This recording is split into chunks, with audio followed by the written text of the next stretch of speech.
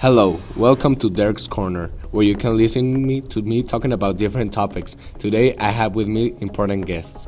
First, we have Sofia, who is an expert in problems such as poverty and hunger. Hello everyone, I'm Sofia. Thank you for inviting me here, Derek. It's a pleasure. Then we have Andrea, who knows everything about the environment. Hi. Next, we have Rini, who is going to talk about ignorance and education. Good morning. Then we have Jacob, who is an expert in corruption problems. Hi everyone. Last but not least, we have Duarte, not the governor, but our great fellow Andres.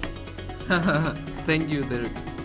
So today we're going to talk about how these subjects relate with the fashion industry. Before we go on with Sofia, I want to tell you a little bit about the violence. Sometimes in the fashion industry, owners hate and mistreat their workers because they ask for better working conditions, which is something that needs to be changed. So let's start. Sofia, what can you tell us about poverty in the fashion industry? Well, as you know, 97% of America's clothing is made in Asia, and the people who work in these factories, besides working long shifts, they work in very bad conditions because they really don't have any other option. Owners pay way less than the minimum wage, which is only $2 to their workers, and they have to maintain a whole family with just that money. That is something to think about. Well, Rini, what can you tell me about the relationship between ignorance and the fashion industry?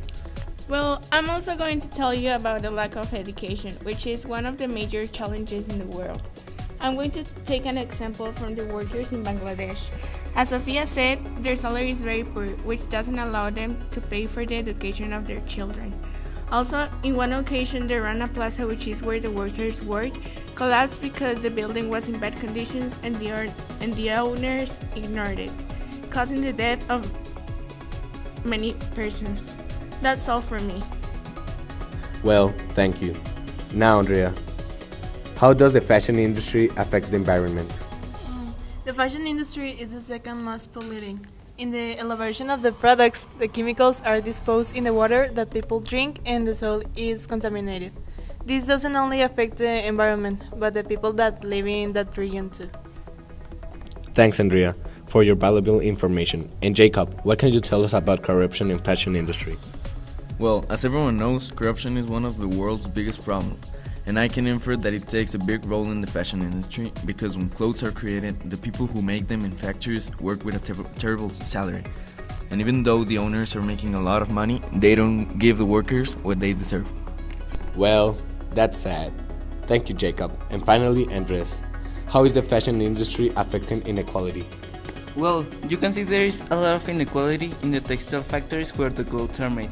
For example, you can see the owners mistreating their employees in many ways, like beating them or simply not giving them a living wage.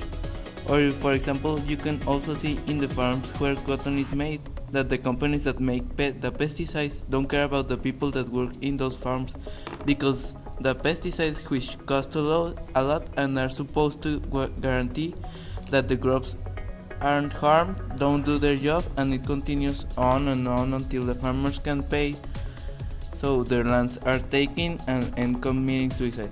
They're all just seen as things to make revenue. So, we have a lot to think about.